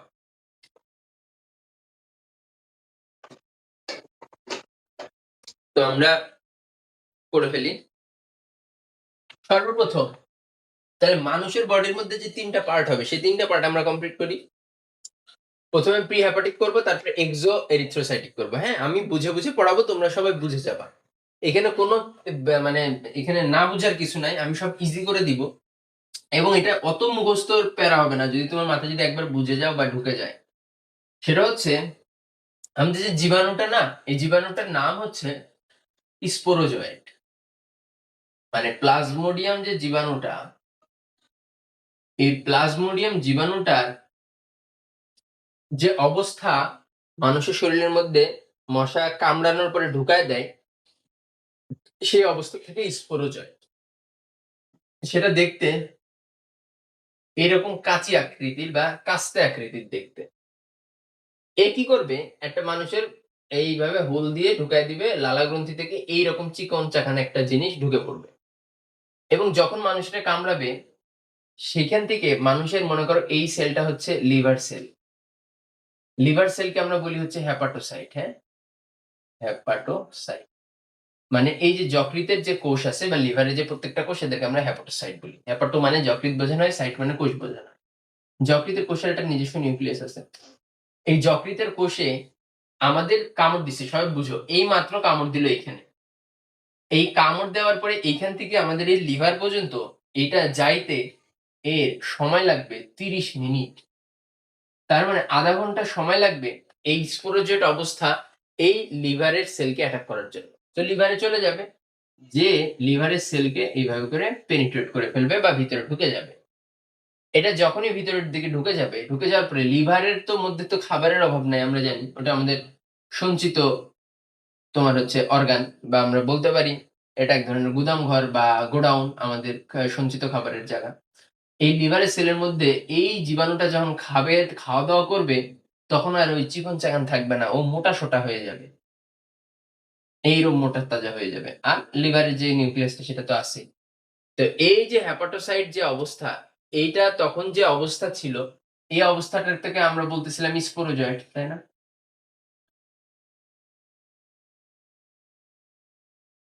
এই স্পোরোজয়েট ভিতরে যে যখন মোটা হয়ে যায়, তখন এটার নাম হয়ে যায় ক্রিপ্টোজয়েট। এরপরে একটু সবাই এখন কেউ লিখবা না। আগে একটু মনোযোগ দিয়ে শোনো। এখন সবাই একটু দেখো। খাতা কলম রেখে এখন একটু শোনো। স্পোরোজয়েটটা যখন যাবে লিভারের সেলের মধ্যে, খাবার-দাবার খাবে-টাবে, খেয়ে-টেয়ে মোটা তাজা হয়ে যাবে। হয়ে নাম হয়ে যাবে ক্রিপ্টোজয়েট। কিছুক্ষণ পরে এই লিভার সেলটা দেখতে একটু বড়সড় হয়ে যাবে। কারণ এর মধ্যে যে ক্রিপ্টোজয়েটটা, এই ক্রিপ্টোজয়েটের মধ্যে একটা নিউক্লিয়াস ছিল না? ওর সাথে, সাথে ভেঙে অনেকগুলা নিউক্লিয়াস তৈরি করে ফেলবে। এরকম অনেকগুলা নিউক্লিয়াস তৈরি করে ফেলবে। আর লিভারের সেলের নিউক্লিয়াস তো পাশে আছেই। এই অবস্থা যখন করে ফেলবে, তখন যেহেতু অনেকগুলো নিউক্লিয়াস এদেরকে আমরা বলি হচ্ছে সাইজন্ট। মানে অনেকগুলো নিউক্লিয়াস অবস্থা হইলে সেই অবস্থাকে আমরা বলি হচ্ছে সাইজন্ট। তাহলে এই দশার নাম হচ্ছে সাইজন্ট। কিছুক্ষণ পরে এদের, যেহেতু এরা প্রত্যেকেরটা নিউক্লিয়াস হয়ে গেছে, তো নিউক্লিয়াস হয়ে গেলে প্রত্যেকটা মিলে পাশে যদি সাইটোপ্লাজম লাগায় দাও, তাহলে একটা কোষ হয়ে যায়। সো এই যে, যে জিনিসটা, এটা দেখা যায় যে একেকটা সেল তৈরি করে ফেলছে। মানে কোষ তৈরি করে ফেলছে। আশেপাশে প্লাজমা মেমব্রেন-টেমব্রেন ঘটায়া এই স্পোরোজেটটা এরকম করে এটা কোষ ঘটায় ফেলছে। এই অবস্থা যখন করে ফেলছে, তখন আমরা তাকে বলি ক্রিপ্টোমেরোজয়েট।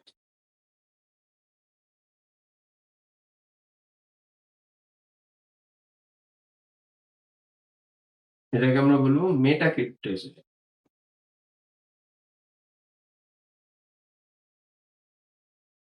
মেটাক্রিপ্টোজয়েট। এবার যখন লিভার সেলটা এরকম খেয়ে-দেয়ে মোটা হয়ে গেল, যেহেতু তাই আমরা যেহেতু মোটা হইছে তাই আমরা নাম দিব মেটা। মানে মেটা থেকে মোটা। এটা ছিল ক্রিপ্টোজয়েট, সে ভাগ হয়ে সাইজন্ট হয়ে গেল। পরে এই ক্রিপ্টোজয়েট গুলা মোটা হয়ে গেল, এজন্য নাম দিয়ে দিব মোটা ক্রিপ্টোমেরোজয়েট বা মেটা ক্রিপ্টোমেরোজয়েট। এই মেটা ক্রিপ্টোমেরোজয়েট এই যে, যে লিভার সেল, এই লিভার সেলটা পরে ফাটায় দিবে। দেওয়ার পরে এই যে, যে জীবাণুগুলা, এই মেটা ক্রিপ্টোমেরোজয়েট গুলা, এই মেটা ক্রিপ্টোমেরোজয়েট গুলা, এগুলা বাইরে বের হয়ে যাবে।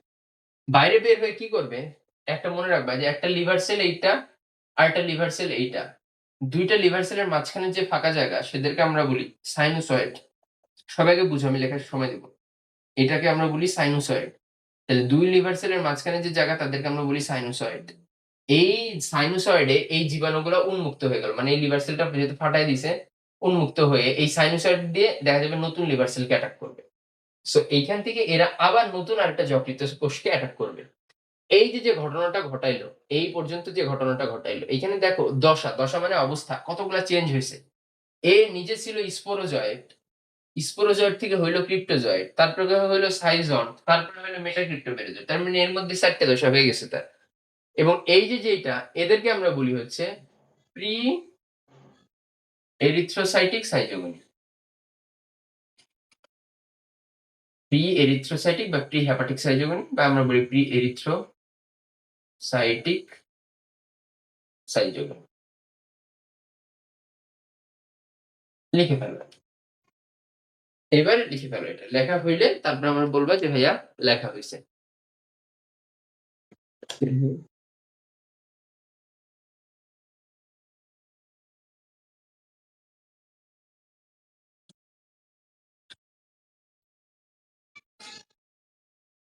হয়েছে? লেখো।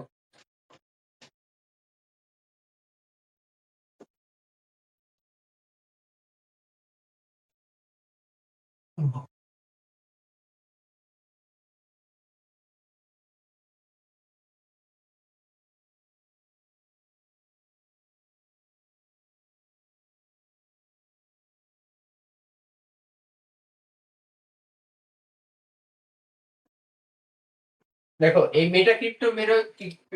মেটাক্রিপ্টোজয়েটের আরেকটা নাম আমরা বলতে পারি ক্রিপ্টোমেরোজয়েট, হ্যাঁ? ক্রিপ্টোমেরোজয়েট। এটা একটু লিখে ফেলো, এটা আমি লেখা হয়নি। তোমরা ক্রিপ্টোমেরোজয়েটটা লেখো। মেটাক্রিপ্টোমেরোজয়েটটা এই পরের ফেজে লিখো। এটাকেও মেটাক্রিপ্টোমেরোজয়েট বলা হয়, বাট তোমরা পরের ফেজে লেখো। এটাকে নাম দিবা ক্রিপ্টোমেরোজয়েট, হ্যাঁ? ক্রিপ্টোমেরোজয়েট। এই ক্রিপ্টোমেরোজয়েট গুলো পরবর্তী লিখে ফেলো। লেখা হইলে আমরা ধরবা।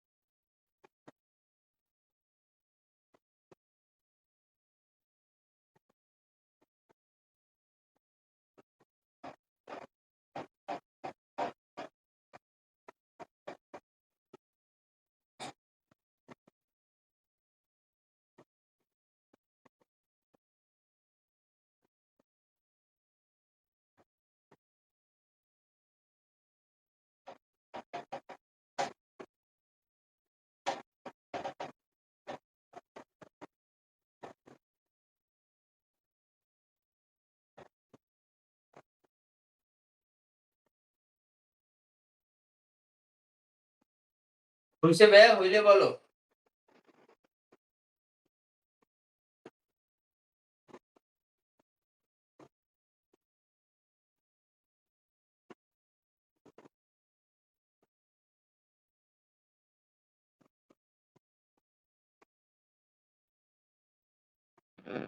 শেষ ভাইয়া। ওকে, ভেরি গুড। তাহলে আমরা কোথায় ছিলাম? আমরা ছিলাম হচ্ছে এ প্রি এরিথ্রোসাইটিক সাইজোগনি। তার মানে এরিথ্রোসাইটে ঢোকার আগে লিভারের মধ্যে যা করে তার একটা স্টেজ শেষ করলো। করার পরে আমি কি বলছিলাম যে এইটা একটা লিভার সেলের প্রাচীরটা ফাটায় দিয়ে ২ টা লিভার সেলের মাঝে যে ফাঁকা জায়গা আছে সাইনোসয়েড, সেই সাইনোসয়েডে যে বসে থাকবে আর পাশের লিভার সেলকে আবার অ্যাটাক করবে। তো পাশের লিভার সেলকে যেহেতু এটা আবার এখন আমি মুছে দিই, এইটুকু মুছে দিই। তো এই আমাদের লিভার সেলটা ছিল। সে এখান থেকে বের হইছে। বের হয়ে নতুন লিভার সেলকে যে অ্যাটাক করছে। কে অ্যাটাক করলো? এর নাম ছিল হচ্ছে ক্রিপ্টোমেরোজয়। ক্রিপ্টোমেরোজয়। একই প্রসেস। এই নতুন লিভার সেলের নিউক্লিয়াস ছিল। এই লিভার সেলের মধ্যে ঢুকে এ আবার একটু মোটা তাজা হালকা একটু হয়ে যাবে। হওয়ার পরে সে যে এরকম আরো কয়টা নিউক্লিয়াসের মতো অবস্থা তৈরি করে ফেলবে। এই অবস্থাকে আমরা বলবো সাইজন। মানে সেম রিপিট হবে এই ঘটনা। এই সাইজন হওয়ার পরে প্রত্যেকটা আবারও একইভাবে নিজেরা স্বতন্ত্রভাবে একটা সেল তৈরি করবে, মোটা হয়ে যাবে, হ্যাঁ? সো এই মোটা হওয়াটা কি, এটাকেও মেটাক্রিপ্টোমেরোজয়েড বলে, বাট পরের স্টেজটাকে আমরা আলাদাভাবে বলি। আর আগেরটাকে ক্রিপ্টোমেরোজয়েডই বলি। এইটা তখন হয়ে যাবে মেটাক্রিপ্টোমেরোজয়েড। মেটাক্রিপ্টোমেরোজয়েড। এইবার এই মেটাক্রিপ্টোমেরোজয়েড এরা ২ টা কাজ করবে। এইটুকু তো আমরা সবাই বুঝতে পারছি। এই লিভার সেলটাকে এরা পরবর্তীতে ফাটাতে দিবেই। দিয়ে ২ ধরনের। একটা হচ্ছে ছোট, ছোট কিছু ক্রিপ্টোমেরোজয়েড তৈরি করবে, আর কিছু, কিছু বড়, বড় ক্রিপ্টোমেরোজয়েড তৈরি করবে। কিছু, কিছু ছোট, ছোট তৈরি করবে, আর কিছু, কিছু বড়, বড় তৈরি করবে।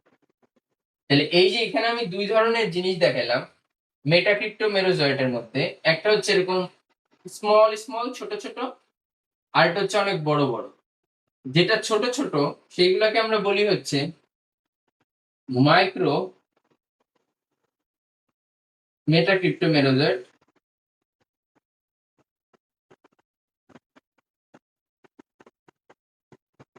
আর কিছু বড় তৈরি হবে, এদেরকে আমরা বলি ম্যাক্রো মেটাক্রিপ্টোমেরোজয়েড।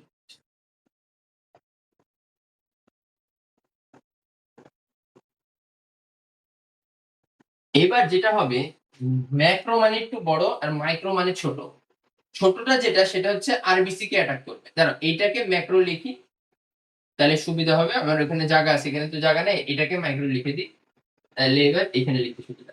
তো যেটা ম্যাক্রো আছে মানে বড় যেটা, সেটা সাইজ যেহেতু ম্যাক্রো মানে কি? অনেক বড় মানে এই বড়গুলা। আর মাইক্রো মানে হচ্ছে এই ছোটগুলা। তো এই যে, যে বড়গুলা, এই বড়গুলা নতুন লিভার সেলকে মানে নতুন হেপাটোসাইটকে অ্যাটাক করবে। হেপাটোসাইটকে অ্যাটাক করবে। নতুন হেপাটোসাইটকে আক্রমণ করবে। আর মাইক্রো যেটা ছোট, তারা এইবার আরবিসি তে অ্যাটাক করার জন্য প্রস্তুত। তো এই ঘটনাকে বা এইটাকে আমরা বলি এক্সো এরিথ্রোসাইটিক সাইজিওগ্রাফি। একটু বুঝো, আমি একটু বলি। ঘটনাটা হচ্ছে সেম ঘটনাই ঘটছে ভাই। এখানে দশা ঘটছে কি, ক্রিপ্টোমেরোজয়েড ছিল, পরে এসে সাইজন দশা হওয়ার পরে সে হয়ে গেছে মেটাক্রিপ্টোমেরোজয়েড। কিন্তু মেটাক্রিপ্টোমেরোজয়েডে সে ছোট ছোট মেটাক্রিপ্টোমেরোজয়েড যেগুলো তৈরি করছে তাদেরকে আমরা বলি মাইক্রো, আর যেটা বড় তাদেরকে ম্যাক্রো। তো মাইক্রো গুলা আরবিসি তে ঢুকতে পারতেছে, কারণ এই যে যে আরবিসির যে সেল, এটা মনে করো আরবিসির একটা সেল, এই আরবিসি সেলে এই এত বড় মেটাক্রিপ্টোমেরোজয়েড অ্যাটাক করতে পারে না। এই জন্য এই ছোট্ট মেটাক্রিপ্টোমেরোজয়েডটা অ্যাটাক করছে, যাদেরকে আমরা বলি মাইক্রো।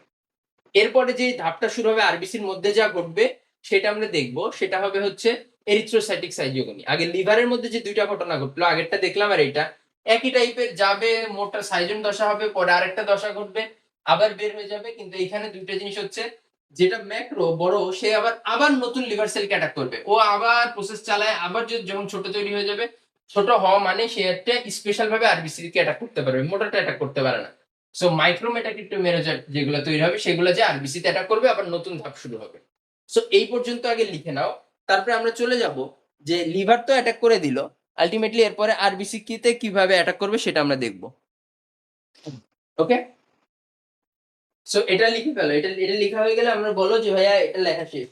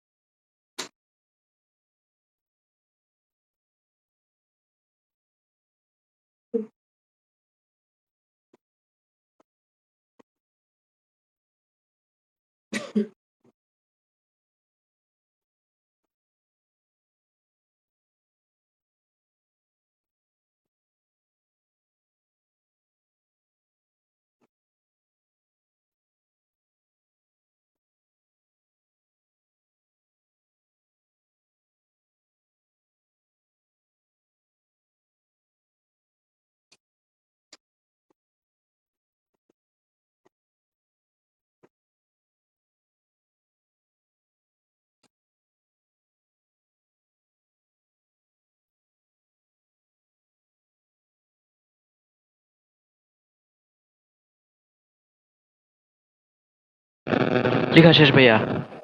লেখা শেষ না? ওকে, ঠিক আছে। দেখো, তাহলে এই পর্যন্ত ছিল, এই পর্যন্ত আমরা বুঝে গেলাম যে ক্রিপ্টোমেরোজয়েডটা পরবর্তীতে আবার লিভার সেলকে অ্যাটাক করে আরো বেশি শক্তিশালী হয়ে সে এরকম ক্ষুদ্র ক্ষুদ্র ছোট ছোট কিছু জিনিস তৈরি করলো যাকে আমরা বলি মাইক্রোমেটা ক্রিপ্টোমেরোজয়েড। সে যে পরবর্তীতে এই আরবিসি বা লোহিত রক্তকণিকা, তো লোহিত রক্তকণিকা বারে চ্যাপ্টারটা আঁকানো যাচ্ছে না, তাই আমি এটাকে লোহিত রক্তকণিকাকে একটু জাস্ট গোল করে একটু আঁকাচ্ছি, একটু সবাই বুঝো যে মনে করো এটা হচ্ছে আমাদের এই আরবিসি, এই আরবিসিটাকে অ্যাটাক করবে। আর আরবিসির মধ্যে তো নিউক্লিয়াস থাকে না, আমরা সবাই জানি। সো এই আরবিসিতে মাইক্রোমেটা ক্রিপ্টোমেরোজয়েড ঢুকে পড়লো, ঢুকে ওই মাইক্রোমেটা ক্রিপ্টোমেরোজয়েডটা এরকম একটু মোটা হয়ে গেল। কেমন মোটা হয়ে গেল? এটা আরবিসি, এই আরবিসির মধ্যে এই মাইক্রোমেটা ক্রিপ্টোমেরোজয়েডটা ছোট ছিল, সেই মাইক্রোমেটা ক্রিপ্টোমেরোজয়েডটা এবার এই ঢুকে আরবিসি কিছু খাবার দাবার আছে সেগুলা খেয়ে একটু মোটা হয়ে গেল যখন, তখন এই দশার নাম হয়ে গেল ট্রফোজয়েড। তখন নাম হয়ে গেল কি? ট্রফোজয়েড। তার মানে ফার্স্টের দিকে মনে আছে আমরা স্পোরোজয়েড থেকে করছিলাম ক্রিপ্টোজয়েড, ঠিক একইভাবে এরিথ্রোসাইটের মধ্যে আমরা এই মেটাক্রিপ্টোমেরোজয়েড যেটা পরবর্তীতে নাম হয়ে যায় ট্রফোজয়েড। হওয়ার পরে এই জিনিসটা খাবার দাবার খাইতে খাইতে এর মধ্যে এই মনে করো আরবিসির মধ্যে এই জীবাণুটা একটা ঘটনা ঘটায়, সেটা হচ্ছে নিউক্লিয়াসটাকে ঠেলে দিয়ে ভিতরে এত পরিমাণে খাবার দাবার খেয়ে ফেলে এই জীবাণুটা, যার কারণে ভিতরে এই খাদ্য বস্তুর কিছু অপাচ্য জিনিস ভিতরে জমা হইতে থাকে এবং এরকম একটা গহ্বর তৈরি করে ফেলে, এরকম একটা গহ্বর তৈরি করে ফেলে। এবং এটা দেখতে রিং এর মতো, মানে আংটির মতো দেখতে মনে হয়, যে এটা ফাঁকা, এর উপরে মনে করো একটা পাথর বসানো, তাহলে এটা আংটির মতো হয়ে গেছে। সো এইটাকে আমরা বলি সিগনেট রিং। এই অবস্থাকে আমরা বলি হচ্ছে সিগনেট রিং। সিগনেট রিং অবস্থা ধারণ করে। এটা করার পরে এই কিছুক্ষণ পরে দেখা যায় যে এইটা, সবাইকে দেখো মনোযোগ দিয়ে, এই জিনিসটা দেখতে আর এটা আগের মতো গোল আর থাকে না, তখন এই জিনিসটা দেখতে একটু এরকম উল্টাপাল্টা, একটু উল্টাপাল্টা হয়ে যায়। মানে বিষয়টা মনে হচ্ছে এটা হচ্ছে অ্যামিবার মতো। অ্যামিবা যে প্রাণী, যেটার আকৃতি এরকম বিভিন্ন টাইপের, এরকম বিভিন্ন আকৃতির মতো দেখা যাচ্ছে, এই জন্য এদেরকে আমরা বলি অ্যামিবয়েড, অ্যামিবয়েড ট্রফোজয়েড, ট্রফোজয়েড। তাহলে সিগনেট রিং ধারণ করার পরে এই অবস্থাটা হচ্ছে। এতটুকু পর্যন্ত সবাই আঁকায় ফেলো দ্রুত। এতটুকু আঁকানো হয়ে গেলে আমাকে বলো যে ভাইয়া আঁকানো শেষ।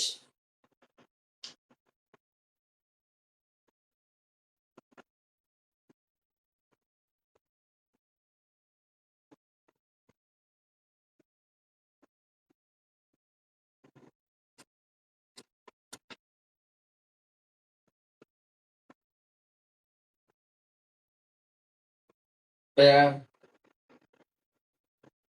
শেষ ভাইয়া। করছো? ওকে, জি ভাইয়া।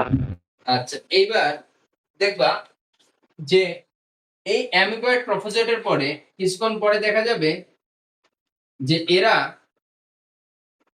ওই যে আগের মতো সাইজন যে দশা, এরাও সাইজন দশা তৈরি করে ফেলছে, সাইজন দশা তৈরি করে ফেলছে। আর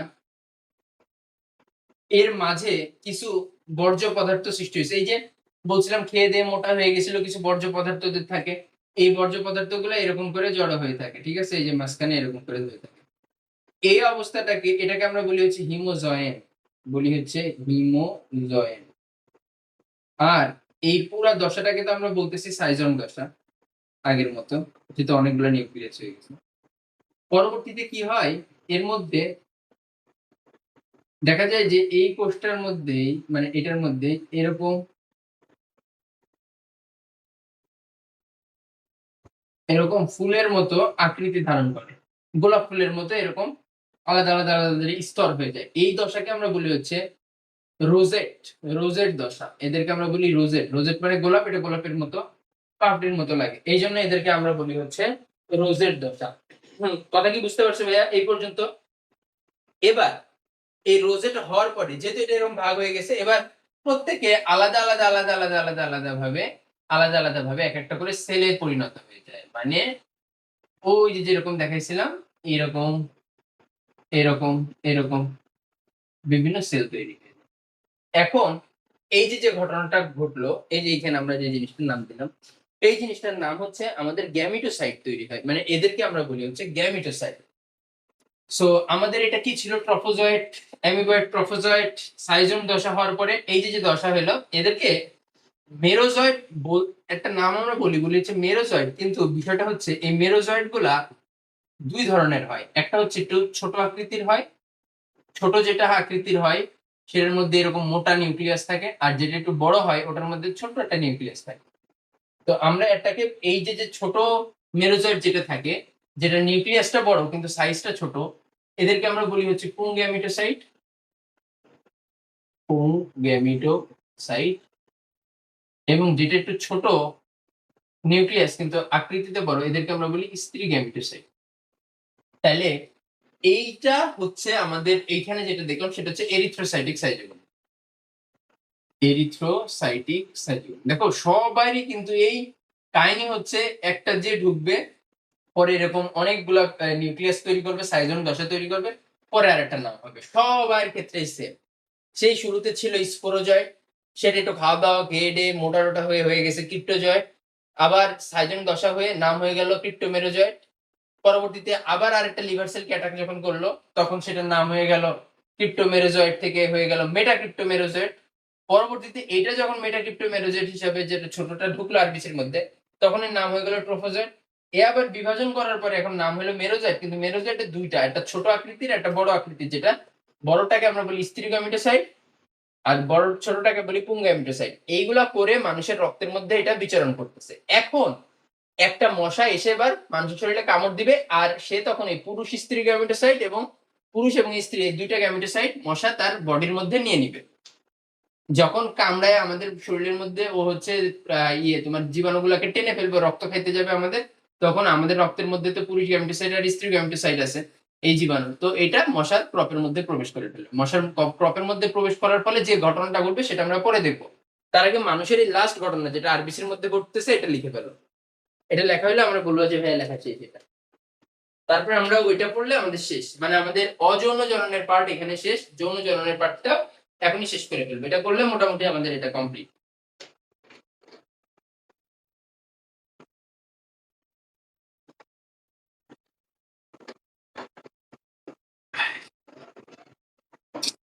দ্রুত লিখে ফেলো।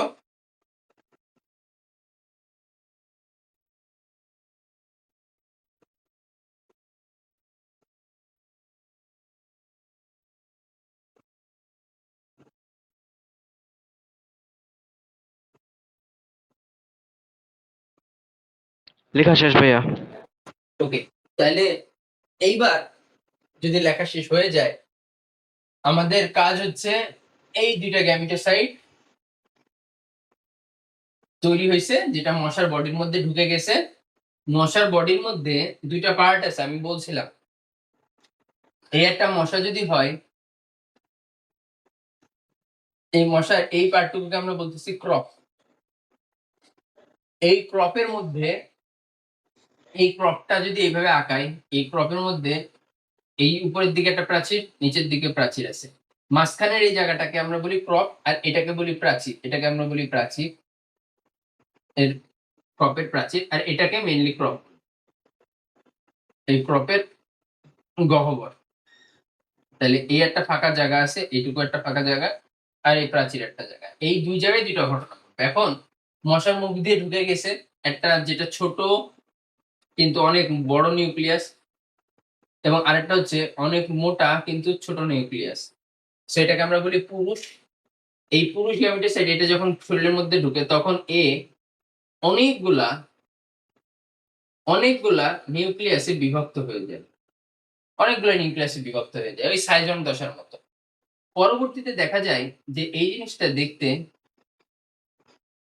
এইরকম হয়ে যায়, এবং প্রত্যেকটা কোনায় কোনায় নিউক্লিয়াস গুলা থাকে, ফ্লাজেলার মতো আকৃতি সৃষ্টি হয়ে যায়। পরবর্তীতে এর প্রত্যেকটা কোণা থেকে এক একটা করে জিনিস ছুটে যায়, যে এটা এইরকম এরকম জিনিস তৈরি করে, এদেরকে আমরা বলতেছি শুক্রাণু। তো এই যে যে ঘটনাটা ঘটলো এইখান থেকে যে ছুটে যে এরকম হইলো, এদেরকে আমরা এই প্রসেসকে আমরা বলি এক্স ফ্লাজেলেশন, এদেরকে বলি এক্স ফ্লাজেলেশন। এক্সপ্লাজুলেশন প্রসেসের মাধ্যমে আমরা কি করলাম, এই কণাগুলা ছুটে এখানে বাইরে বের হয়ে গেল। দেখো এইটা ছিল গ্যামিটোসাইট, পুং গ্যামিটোসাইট। এই পুং গ্যামিটোসাইটটাও কিন্তু এখনো পুং গ্যামিটোসাইট হইলে যে সেটা শুক্রাণু হয় তা না। পুং গ্যামিটোসাইট মানে বুঝবো অপরিণত শুক্রাণু। সেটাকে পরিণত শুক্রাণু হওয়ার জন্য প্রথমে বিভাজিত হইতে হলো, ডিভিশন হইতে হলো, নিউক্লিয়াসের বিভাজন হওয়ার পরে এক্সপ্লাজুলেশন হইতে হলো, তারপরে যে তোমার শুক্রাণু তৈরি হলো। আর স্ত্রী গ্যামিটোসাইট কিছুই না, এটা কিছুক্ষণ পরে যে এটা একটা পরিণত ডিম্বাণুর মতো পরিণত হবে। এই ডিম্বাণুটার সামনের দিকে একটু একটু এরকম করে একটু চোখা অংশ তৈরি হবে, এদেরকে আমরা বলবো কোণ। এই কোণ আকৃতিটা কি করবে, এই কোণ আকৃতিটা এই একটা শুক্রাণুকে অ্যাটাচ করে ফেলবে, এইটার সাথে শুক্রাণু ম্যাচ হবে। তাহলে ডিম্বাণু এবং শুক্রাণু যখন মিলে গেছে তখন এরা দুইজন মিলে একটা কোষ তৈরি করবে, তার নাম আমরা কি বলি, জাইগোট। তার মানে এই শুক্রাণুটা ছিল হ্যাপ্লয়েড সংখ্যক, ডিম্বাণুটাও হ্যাপ্লয়েড সংখ্যক, এটা যে ডিম্বাণু, এই ডিম্বাণুটাও ছিল হ্যাপ্লয়েড সংখ্যক। এইবার প্রথম সে জাইগোট যখন তৈরি হলো, দুইটা এন যখন যোগ হলো তখন সেটা 2n হয়ে গেল।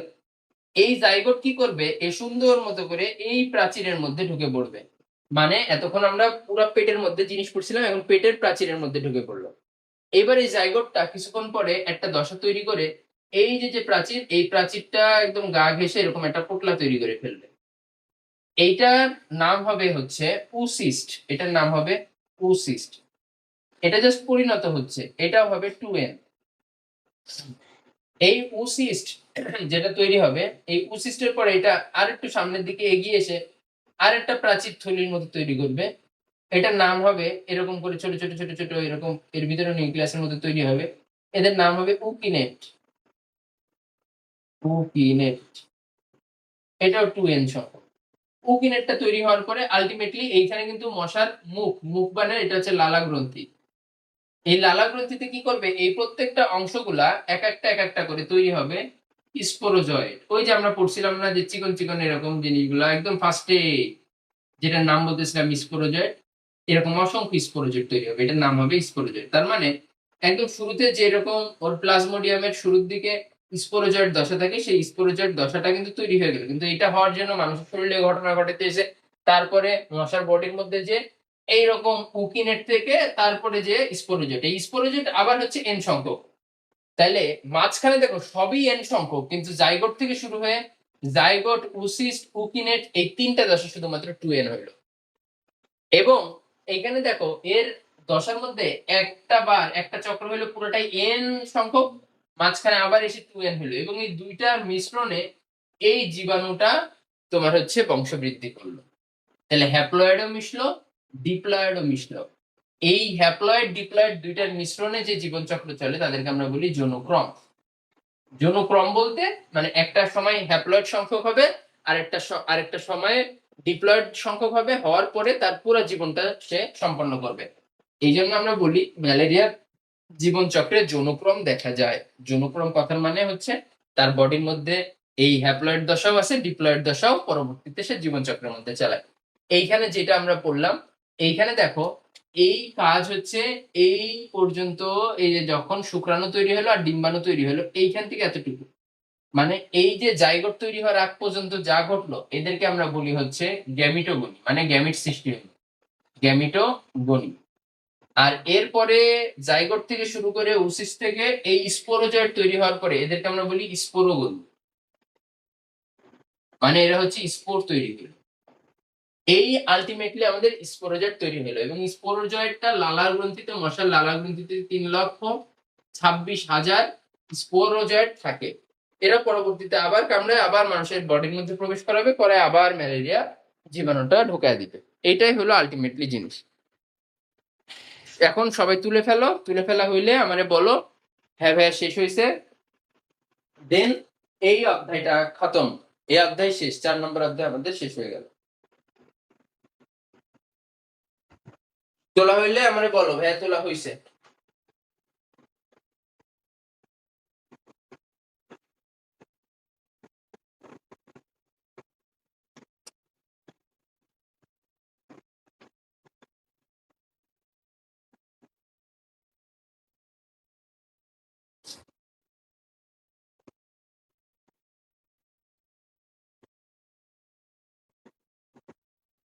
লেখা হইলে আমারে বইলো।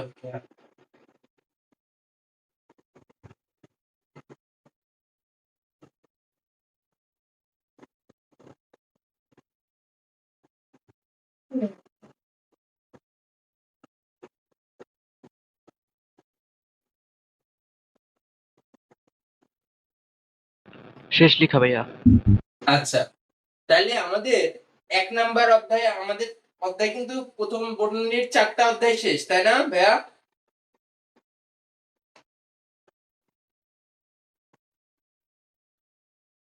বোটানির ৪ টা শেষ না? 3টা শেষ মনে হয় ভাইয়া। ৩ টা কেমনে?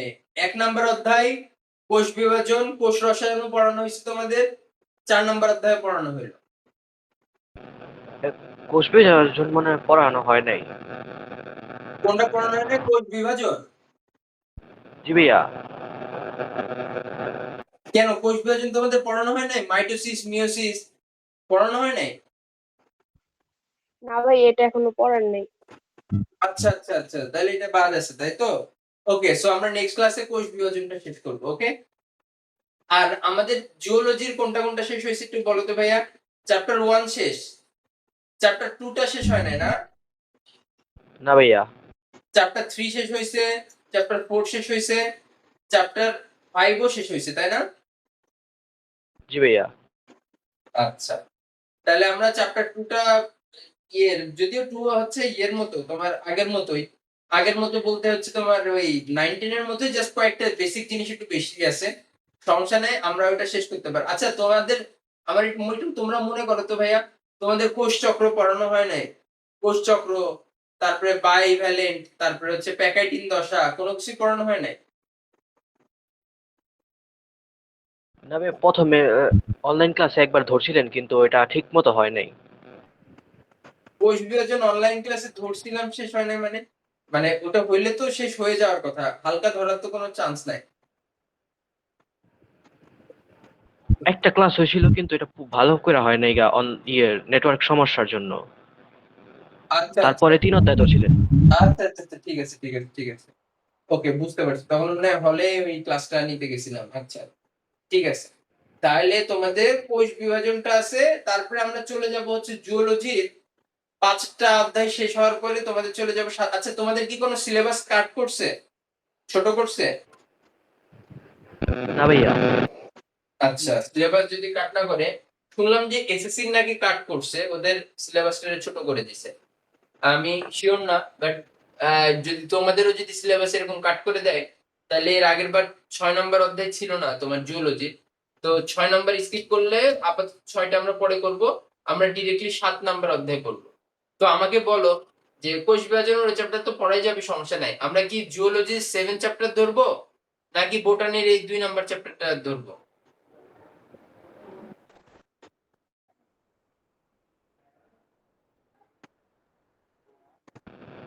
তোমরা তোমাদের মতামত দাও।